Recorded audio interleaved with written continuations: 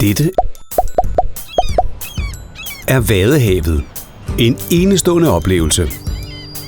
Det er ikke uden grund fredet og oven i købet udnævnt til verdensarv. Se der for eksempel turister i deres naturlige omgivelser. De deler deres levesteder med andre store pattedyr som spættede sæler, gråsæler og marsvin. Alle er de perfekt tilpasset til de hårde livsbetingelser ved havet. For Vadehavet er i det store hele stadig vild natur, som kræver store anstrengelser for selv den mest tilpasningsdygtige art. Vild natur, verdensarv midt i Europa. Det findes. Det største sammenhængende vadeområde i verden strækker sig fra Nederlandene over Tyskland helt op til Danmark. For at kunne opleve denne storartede vilde natur med alle sanser og overalt, skulle man kunne skubbe havet til side. Så kunne man bogstaveligt talt gå på havbunden. Og netop sådan er det. Vadehavet gør os den tjeneste ved ebbe på minuttet 2 gange i døgnet.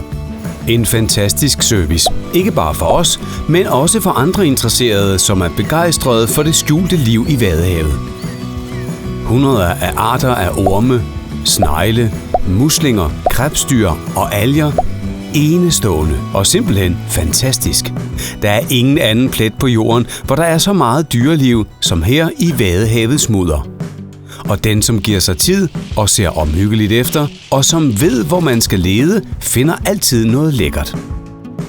For 10 millioner helt specielle trækfugle er Vadehavets første klasses biomassedelikatesser ekstremt vigtige. Uden næringen fra Vadehavets bund ville vadefugle, som den islandske ryle, strande hjælpeløst på deres lange vej fra Arktis til Afrika. Her spiser de sig til nye kræfter til de næste par tusind kilometer. Derfor er Vadehavet uundværligt for bevarelsen af den globale mangfoldighed af dyrearter. Det er også en uundværlig rasteplads for mange andre arter. På sine årlige vandringer finder den almindelige turist også plads til at genoplade batterierne. Det flade vand, de mange priler, som er en børnehave for de mange nordsøfisk larver, de finder mad og beskyttelse her i Vadehavet. Og ja, for det meste. Dem smider vi lige ud igen, ikke? Okay, der er naturligvis også konflikter om grænser for territorier. Men Vadehavet er ikke nogens ejendom. Det gør som det vil. Vandet kommer og går. Det får sandbankerne til at vandre, får priler til at ændre deres løb igen og igen, som det skal være ude i den vilde natur.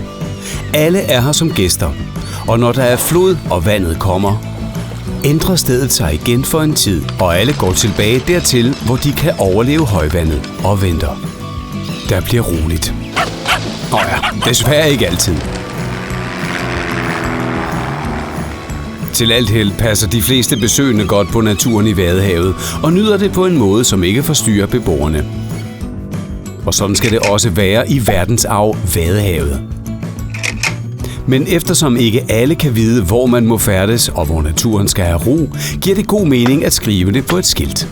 For hvem vil være den uheldige, som kommer til at træde på noget, som endnu har et helt liv foran sig? Vadehavet lader os tage del i dette store kredsløb. Det er enestående i verden. Et stort, mangfoldigt og stadig meget naturligt økosystem, som af UNESCO er blevet udnævnt til verdensarv.